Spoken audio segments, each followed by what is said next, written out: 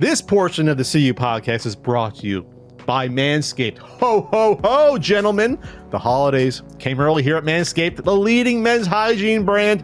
Manscaped just launched new products, including their all-new ultra premium body wash and a 2-in-1 shampoo and conditioner.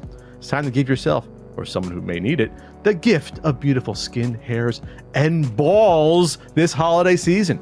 Go to manscaped.com and use code CU Podcast for 20% off and free shipping. Jingle balls to the walls, fellas. Listen up. Untrimmed pubes are a thing of the past, and it's possible you have Santa's beard in your pants, which is why you need Manscaped's Performance Package 4.0. Inside the Performance Package 4.0, you'll find the Signature Lawnmower 4.0. This electric trimmer has proprietary advanced skin-safe technology to reduce cuts on your nuts. On your chestnuts. On your chestnuts. The Manscaped Performance Package 4.0 also includes the Crop Preserver and Crop Reviver, an anti-chafing ball deodorant, moisturizer, and toner. It's time to keep your North Pole feeling fresh. This hygiene bundle will also come with a pair of Manscaped anti-chafing boxers that'll keep your junk feeling fresh all day. The perfect package for your perfect package. Manscaped is going beyond the groin with their new ultra premium body wash. It's infused with aloe vera and sea salt to keep your skin feeling clean, nice, and moisturized. They also just launched their new 2-in-1 shampoo and conditioner, which has key ingredients with benefits that include hydrating, nourishing, and conditioning the scalp, plus strengthening your hair at the same time. 'Tis the season to load up on Manscaped products, so get yourself, your dad, your brother, and friends the best gift of all, the Manscaped Performance Package 4.0. Ho, ho, ho! Get 20% off and free shipping with the code CU Podcast at manscaped.com. That's 20% off with free shipping at manscaped.com and use code CU Podcast. Clean up your nuts and make Santa proud this year. All right, Ian. Yes. Oh yeah, this is a late breaking story. Atari XP. Yeah, saw that this morning. Atari is releasing physical games again. Physical games. Actual games. I mean, this isn't a hotel venture or crypto. I also mean it's not a physical product. It's a physical game. Oh, okay. I was going to say, but at least Atari's doing something that's like in brands. It's not a speaker hat. So it's not an NFT. Freddie Ches got he got pushed off to the side. He's doing the crypto business. He's doing the now. weird shit, the hotel shit, crypto. So Atari is under new ownership, and at first, I think this is great. Well, they have first is it new ownership, or they have a new new CEO or new CEO. Yeah.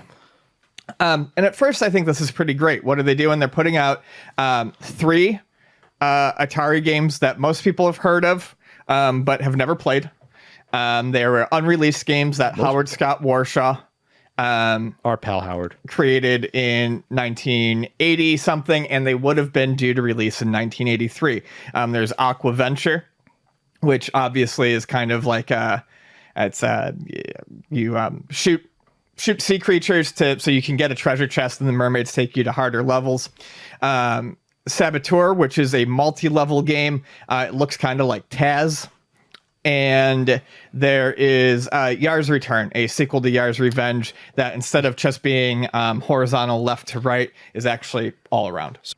Hi, Pat here with the CU Podcast. Ian's left. I have an update to insert in here into the Atari XP segment. Update. We were wrong on something. Not our fault. Atari's own website is promoting all 3 of the XP games as being from Howard Scott Warshaw, including the note that Yars Return was created by Howard Scott Warshaw and slated for release in 1983. Howard has just informed me that he had nothing to do with Yars Return whatsoever. He said, and I quote, "I don't know why they're claiming this. It's totally false." He has a sequel of his own on the way that has nothing to do with Atari. And then Aquaventure, as he's listed as the designer of, is nothing he's even ever heard of. He hasn't heard of the game.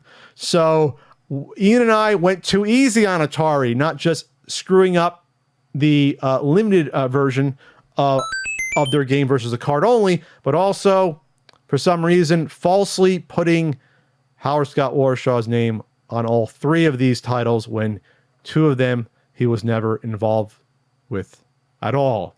So I'm either going to end the segment with this, or I'm going to cut back to us and me being overreactive, as Ian thinks, probably. I don't know. I'll just cut now. So so they got these 3 games from a great developer, games that are probably and some of these I have played are worth playing. These have been released previously by Atari on Evercade cartridges. Okay. And I believe they were also probably released on the Atari game packs that came out, the 4 volumes that came out for PS4 and Xbox One. They threw them on the VCS? Were they packed into the VCS? No. But these are going to be put on actual Atari cartridges that can be played on the Atari. It gets less exciting the more you learn about it, though. One, Howard Scott Warshaw has no involvement in this. He confirmed that with me. I asked him, hey, how are you involved? He said, I was not consulted on this release. Not consulted. That's not... If it's, a matter of, if he sold rights off ages ago, I realize that's how business works, but you would think, especially if this is to appeal to collectors, you would want some sort of collaboration with the guy who made the games. He's one of the most famous Atari devs. I was going to say, he's not unknown. Yeah. So having his name officially on this would have been just a big boon to, Atari. Yeah. And throw the fucking guy some money. Yeah. Or acknowledgement. Because when I saw that's why when I saw he didn't tweet it out, I was like, well, that's kind of weird. Wouldn't you tweet something out that this was available? And I asked him, and he said, that he wasn't consulted on the release. Second is the price. Cart only. It's $50. That's the thing. Is it cart only, or do you get a box? No, I don't think so. Because if you look at the limited edition, it doesn't show you anything. It just shows you the cart. And if you look at the regular edition, it shows you a box. I think they mixed up the images. So I'm on Aquaventure. The first image is a cart. The second one is a GIF of gameplay. I'll get into how that annoys me. The third picture is a cart with a box. I know. That's for the standard one, right? If you look at the limited edition one, it's just a cart. I think they put the Jesus Christ, Atari. Really? So Did I don't you even swap think these on your fucking Shopify plugin, Atari? So I don't think that they're... Are you kidding me? That's what they did? I think that's what happened. You got to be kidding me, Atari. You got to be. That's if you look at Saboteur, right. It shows you. Saboteur limited edition just shows a cart. Yes. The cart shows everything. Yes. Okay. I'm getting more annoyed by the second now, because now people are going to... So, cart only. $50. Limited edition. 150. This limited edition includes a newly manufactured high-quality Atari 2600 cartridge made from special plastics, a premium poster, a printed instruction manual with bonus material, a collectible pin and badge, a certificate of authenticity, and a digital copy of the game playable on the Atari VCS. So you get a digital copy and you get a physical copy. It doesn't say it's a ROM. It just says it's a digital copy of the game playable on the Atari VCS. Okay. So, if you had a fucking VCS and you're buying this, even though probably the crossover appeal between people that have the VCS is probably so small. The ROMs for these games have been out forever. I'm so annoyed now. So that's annoying. We're not advertisers for them. I just like what they do. $150 for the exact same sort of package that Retrobit gives you for $60. And Retrobit's $50 package for like cartridge only games comes with a box and manual. You didn't say one of the best parts of this. They're limiting this to 1983 copies. I don't care about the limiting of it. I don't know. But it shows how craven they are. They put a number on it to make sure that you're going to spend your $150 on that version of it. That's extremely ridiculous. Obviously, it's the year that the game crash happened. I really don't see the big deal with limiting stuff. People limit shit all the time.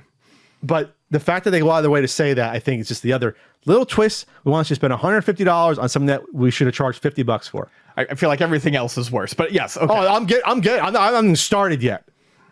I think it's you say a lot of people know. I didn't know about these games. I'm not a big Atari guy. Pay attention to the Atari. But exactly. When you say most, I'm saying a lot of people who pay attention to Atari know what these games are. But they're hitting a different audience now. Atari has been in the news. They're trying to hit they might be trying to hit people that, wow, this is Atari's first official cart release since the 80s for the 2600. I'm going to put down my money. Now I'm pissed that they haven't. Has anyone looked at their website, works there, that they switched around the $50 and $150 version on the website? People might buy the $50 version by accident and think they're getting a box. Yes. That's ridiculous. And they should get a box for $50. That's insane. So that's my first problem. Almost no one that's into this sort of stuff wants just the cartridge. Almost no one. See, I would argue that. I love buying new releases. I hate buying boxed editions. I want the cartridge You want the cart? option. I want every Game Boy game that comes out these days that has a cart only option, I buy. If it's only complete, I rarely touch it. I want to take a poll of that. I'm just saying that there are people who would just want. I mean, I love having physical stuff. I don't need all the boxes and stuff. But they're going after the VCS crowd. They're going after people that said, "Oh, I haven't played an Atari game forever. I don't know about the homebrew community. I didn't know that these games come out already. I don't want a cartridge only for $50. I would maybe do it for $30." Here's the point: the whole marketing about this thing stinks. I hate the fact that they don't have it doesn't show you real gameplay footage with sound. It's just a freaking GIF of all three games. They couldn't. Well, you can't do like a YouTube unlisted link on this here. Is it even on there? Is it even on their YouTube? I'm looking right now. YouTube, Atari, Saboteur. Everything about this bothers me the more I think about it. The fact that Howard's not involved bothers me. That's saying, obviously if he worked for Atari, they probably own the rights to the game. But come on, you're putting his name on all three games, even though one of the games it sounds like he didn't work on here. I'm more bothered about this. The error thing is just amateur about having the wrong listings back and forth. That doesn't make any sense. But when you go into further, $150 is insane. Because that's like, we talked about how like IM 8-bit had trouble moving their like Mega Man carts and Super Nintendo carts because they were overpriced. And that was for popular games. They were sitting on like those blue Mega Man games forever. What were those $150, $200? Well, the difference with that too also, I mean, the comment that I made at the time is they're charging $100 for a game you can go to a flea market and get for $20. I mean, they weren't releasing unreleased stuff. But that was unreasonable though. Yeah, and that's a popular franchise. These are Atari games that were forgotten besides Yars. The forgotten games. I want to point out that on the FAQ, they really should be better about this. On the FAQ, it says what comes with a limited edition cartridge, and it says the limited editions for each game include newly manufactured cartridge, poster, manual with bonus material, pin, badge, authenticity, digital copy of the game. Doesn't say anything about a box. So maybe the standard ones do come with a box, but they really should. But there's nothing on the FAQ that says what does a standard edition come with. So who knows? And you can't tell when you look at the listing. Right. That's the problem. Because the limited one doesn't show anything, and it's the limited one just shows the carts. Like you said, they swapped them somehow. To me, it looks like they swapped them. So you're paying $50 for a cart. I will say that there is a slight chance that the $50 one comes with a box and manual, and if it does, fine, because that's what, like I said, that's what Retrobit does for their boxed editions. I don't care if that's the case. If it's just cartridge for $50, though, that's ridiculous. I think it's just cartridge based upon these listings. Just based upon if they switch them, it looks like it. And the fact that it doesn't explicitly say you get a box. I know. Yeah, it's bad. I'm not going over the top. I think this should have been a $50 limited edition release. $75, $80 for a limited edition release. And I think that would have been reasonable. And like Ian said, like you want to spend $30 on a cart. There you go. But I think it's done wrong. I hate the fact that I go to the site, I don't see what the game how it actually plays. You can't even give me the boot up screen on this GIF. It just cycles like 8 to 10 seconds or whatever it is. It's just sort of like it's almost like they don't care. They don't care about the game. They don't care about it. They just said, "Hey, we got these properties. We're going to get some people that bought the." They're going after the VCS market. They're going after people that thought it was cool and hip to spend $350 on something that they're no longer using, to spend $150 on these games. That's how I'm thinking that's what their design is. I think for people like Ian, we'll get you for $50, but we're gonna get all those fools that we got for $400 or more, or $500 if you buy all the joysticks. We're gonna get you for $150 each. That's what they're thinking. They're going after the Atari hipsters.